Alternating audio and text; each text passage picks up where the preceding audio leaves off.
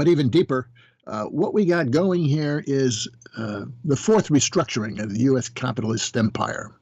Fourth restructuring. I'll explain what I mean by that. But the last one, the third restructuring, occurred in 1980-82 with Reagan. And we have something similar going on. You know, at that time, the Reagan policies that came to be called neoliberalism, by the way, were a response to the crisis of the 1970s, both the global economic crisis, where U.S. Global economic relations were under challenge and threat, but also the domestic element of the neoliberal revolution in the 1970s, the rise of labor militancy and social movements and so forth. That was the third restructuring, and it was successful. It bought another several decades for the U.S.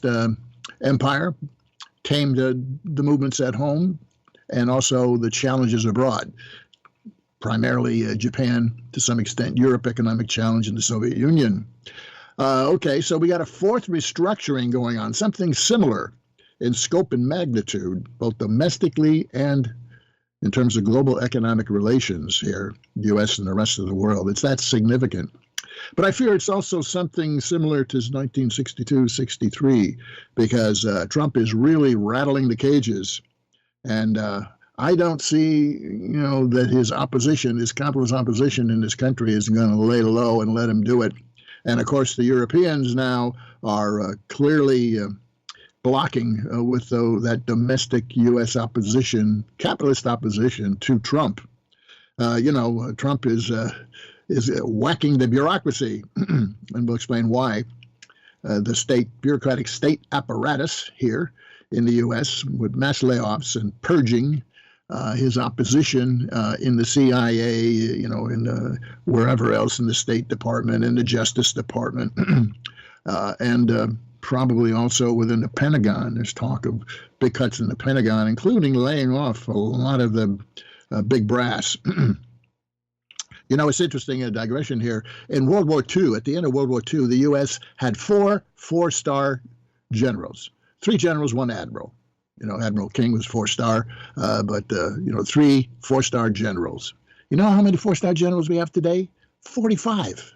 45 4-star generals. It's a good example of the bloated bureaucracy that has built up over the decades, particularly since the 60s. And that bureaucracy is thwarting and checking the government. The government is the elected part of the apparatus, the Congress and the president and so forth. That's the elected part. The bureaucracy does not change every 4 years. And it has deepened its influence and control. And in many ways, it cannot, by law, it cannot be fired. And Trump, of course, is firing some of these guys that the law says, no, you can't fire them. It's entrenched itself very, very deeply. And it kind of runs its own course here, regardless of what the elected government wants. Well, we got a big fight going on domestically between the elected government, which is now, the Trump government, and in Congress, particularly in the House. He doesn't have that much control of the Senate. You got a lot of old guard Republicans in the Senate who are blocking with the Democrats right now, trying to slow and pick apart his legislation. Because at the heart of the whole restructuring is cutting of spending and moving it to new areas. That's what DOGE is all about.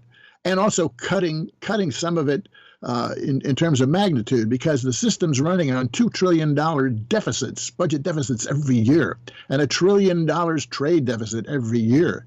The empire cannot afford that anymore. It's too expensive. The empire's gotten too expensive the way it's structured, and it's being restructured. In other words, cutting costs that aren't really productive of U.S. security. And those costs, you see in the Pentagon, $900 billion, a lot of waste on weapons and salaries and other systems that are preventing the U.S. from retooling militarily for the future. We're building a lot of multi-billion-dollar aircraft carriers and ships, and we're not building hypersonic missiles and drones. The Chinese and the Russians are way ahead of the U.S. militarily. And the Trump wing knows that. And they're trying to cut the cost, wasted cost. It doesn't produce any security, and it's a waste of money to spend $500 billion maybe on U.S. aid and endowment for democracy and all that other subsidizing NATO, right? And 800 bases around the world. That's no longer productive of U.S. security. And Trump knows that. Some of the capitalists know that, and they're trying to restructure that. They're trying to take those cuts and put it into new weapon systems and a whole new U.S. military apparatus, you see. And that's got the old guard really shook up, you know. And I bet there are some generals who are worried about their jobs. And, of course, the CIA is being purged, and the Justice Department now will be purged. There's a fight going on between the government and the state apparatus. Yes. You know, Marx talked about this long ago in 1870 in the Paris Commune, but he was talking about the working class that took over Paris, right, and took over the government, the assembly, National Assembly, but did not destroy, as Marx said, smash the bureaucratic state apparatus. And that apparatus then simply allied with the Prussians and told the Prussians to come in to France and crush the Paris Commune, which they did. So the lesson was, you got to, as Marx says, smash that bureaucratic state apparatus. Well, we got something similar here, except it's within the capitalist system itself. One wing of the capitalists saying, look, we can't continue the empire the way it is unless we rearrange things, restructure things, the fourth restructuring. What was the first restructuring? Well, the U.S. restructured economically and politically, domestically and globally, coming out of World War I. That was the first restructuring. And then again, at the end of World War II, to take on the role as the hegemon in the global capitalist empire. The first restructuring after World War II, the U.S. stepped onto the world stage as a co-equal with the British capitalists. That was the significance of that. And the dollar became a co-currency with the British pound, which continued to sink thereafter. Okay, so the U.S. In the 20s, as a result of the restructuring, took on the role as the hegemon among the hegemons, right? Well, Europe shot itself in the other foot in World War II. Those damn Europeans are always going into world wars. And you got to watch out. There's something crazy about Europe and the Europeans, always provoking wars and world wars, Yeah, it's part of capitalism, but there's something more about it. There are a bunch of tribes that never really learned to get along. Anyway, that's a digression. The third restructuring was the crisis of the 70s, where what happened was, as a result of the 1970s economic stagnation in the U.S., the Europeans, especially the Japanese, began cutting into, the wealth of the empire. U.S. after World War II had total control and dominance, of trade and money and capital flows and the dollar and everything. Well, that went into a crisis in the 70s, and the U.S. Had to come up with a whole new arrangement to reorder the global economic relations in the 1980s. And, of course, they tamed the Japanese, right, at the Plaza Accord Agreement in 1986, and they tamed the Europeans in the Louvre Agreement, and they undermined the Soviet Union successfully. So the neoliberalism, the third restructuring, was quite successful, and the U.S. bought time for 4 more decades until the contradictions within those policies and the empire began to reassert themselves in the 21st century. You can note that 2008-9 was the end of that expansion, of the empire's expansion during the neoliberal restructuring, and it's been under a crisis ever since, trying to restore neoliberal policies, both domestic, political, and global economically, and it hasn't been all that successful. It kind of moved sideways under Obama, and then you get Trump and an attempt to restructure timidly, modestly, which broke down. And then, of course, you got the 2021 COVID crisis following the 2008 crisis, whacking the economy. And you got the disaster that was Biden in terms of domestic policy and in terms of global economic relations. Okay, so we're at the cusp of a new fourth restructuring, I think. Will it take a neoliberal characteristic? We don't know yet. There's some signs that, yes, the Trump policies look like an attempt to restore neoliberalism, but in other ways they look like a realization that just restoring neoliberalism is not sufficient, that something new must come out of this. But the bureaucracy is so entrenched. It's so entrenched now, and the world is so different than the early 1980s. The U.S. could blunt Japan and blunt Europe's challenge. It could undermine the Soviet Union. But the global South was just, an area that had to go along with whatever the outcome was. Not so today. The global South is really economically developed and industrialized. You look at countries, not just China, but India and Brazil and Indonesia and a bunch of other countries. The global South cannot be simply rolled under whatever the U.S. is trying to do. It is a force of its own, and it's recognized in the organization of the BRICS, which is a major threat to the U.S. global empire. And Trump knows it. Trump knows it and wants to do something about it. But you've got the old guard in the U.S. and Europe that want to just continue with sanctions. You see, the sanctions precipitated and accelerated the growth of the BRICS.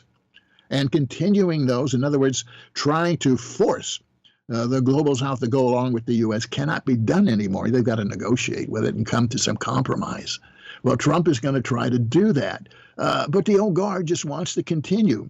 The quality of the Democratic Party and its misleadership is amazing today. Look at them. They want to continue the war, basically. They think, Zelensky is a Democrat. I mean, what an oxymoron. Quite the opposite. They want to continue the war. They want to continue the sanctions. The Democrats are defending the U.S. bureaucratic state apparatus. They're defending it, by saying, you can't make any of these cuts. Well, of course, the Trump cuts are going to cut into the social programs, too. But they're cutting in, and we will talk in detail how the Doge thing breaks down here shortly. And what that content is. But they are defending the bureaucratic state apparatus. They are defending continuing the busted Biden foreign policy. They are on the wrong side of history. They can't see, because the leadership is so pathetic, and domestically they're trying to say, along with the Europeans, particularly Starmer in the UK and Macron in France, are trying to say that, Trump is Neville Chamberlain 2.0. Well, who was he? Well, he was the British PM in 1938, went to Munich and signed a deal with Hitler saying, peace in our time. Well, why did he do that? Right? Was he a traitor? No. The UK was just not prepared for a war. It needed more time. So he signed that agreement. Well, they're saying, Trump is the same thing. They're resurrecting all this stuff about Trump being, a Russian puppet, and he's selling out to the Russians, right? No. Trump realizes that the empire cannot continue throwing money around with $2 trillion deficits and a national debt, which is accumulation of deficits, is $36 trillion and accelerating. We're spending $1 trillion a year paying bondholders of U.S. treasuries. Why? Well, because you keep running these deficits. You're going to do this $2 trillion spending that creates the deficits. How do you get the money? Well, you're not getting it from tax revenues. What you got to do is sell bonds. And that's what they've been doing. Ever since 2008-9, they've been selling bonds, which runs up the debt, national debt, and which means you got to pay interest on it. Whoever buys the bonds, 35% of the people who buy the bonds are foreigners, foreign banks, central banks, corporations, whatever. Okay, so it's a dead end. It's a dead end. They've got to and are trying to restructure all the fiscal policy and the fiscal relations and the external relations, which have to do with the role of the dollar and currencies and trade, money, goods flows, and so forth. Think of it that way. Think of the system is trying to restructure itself in order to continue U.S. as the global hegemon. And this time around it's going to be very difficult because the BRICS, China and Russia, and all the India and Brazil and all the rest, right, are not Europe and Japan in the mid-1980s, that the U.S. dominated militarily and economically and politically and could arm twist them into doing what the U.S. wanted. And, of course, the Soviet Union, concurrently in the 80s, you get this guy Gorbachev, who just believed the U.S. whenever they said, let's sign some treaties on nuclear arms and, we will not move NATO east and so forth. Those are agreements, that softened up Gorbachev, and he threw in the towel. Of course, we know what happened in history, and what happened to the Soviet Union as a result of that collapsed in the 1980s. And the worst depression for Russia and the all former Soviet Union, worse than the U.S. depression in the 1930s. People aren't aware of that.